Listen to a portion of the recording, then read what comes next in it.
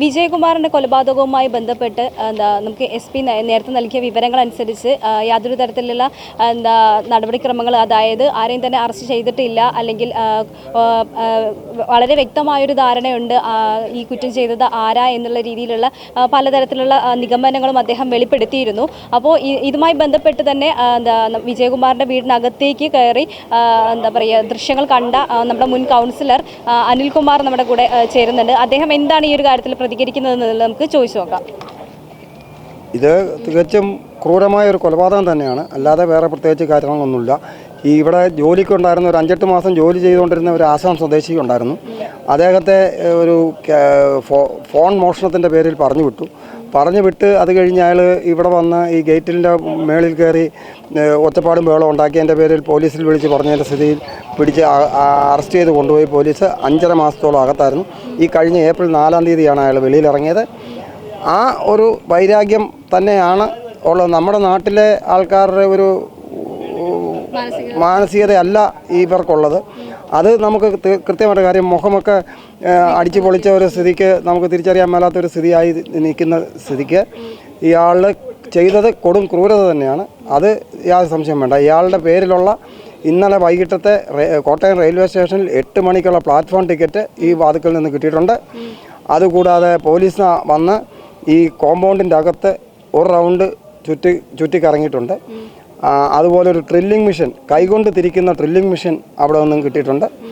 ആ drilling machine കൊണ്ട് ഈ വാതിലിൻ്റെ അകം തുറന്ന ഒച്ച കേൾക്കത്തില്ല, അങ്ങനെ തുറന്നാണ് ഇത് തുറന്നിരിക്കുന്നത്. അതാണ് സംഭവിച്ചിരിക്കുന്നത്.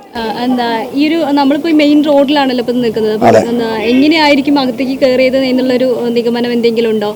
അത് അറിയാൻ പറ്റത്തില്ല. ഇപ്പോൾ പോലീസ് അതെല്ലാം പോലീസ് കസ്റ്റഡിയിലുണ്ട്.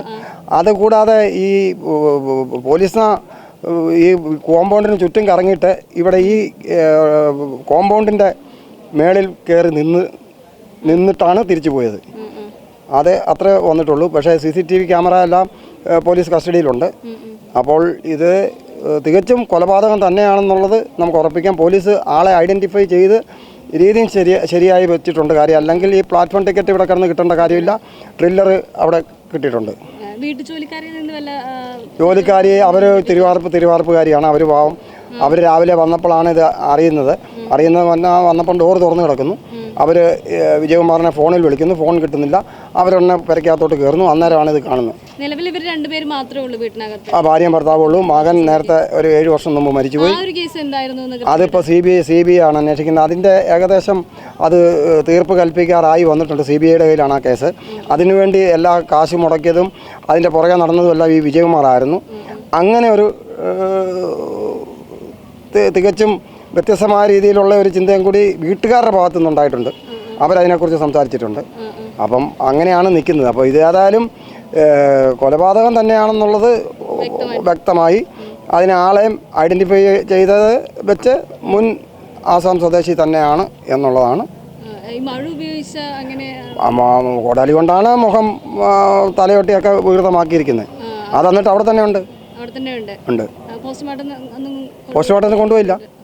ഇപ്പം ഡോസ് സ്ക്വാഡ് വന്നു, മറ്റേ ഫോറൻസിക് വിദഗ്ധ വന്നു. അവരെ അതിൻ്റെയൊക്കെ തെളിവെടുത്തിട്ട് SP വന്ന് SP ഇപ്പം പോയതേ ഉള്ളൂ. അങ്ങനെ നിൽക്കുന്നു.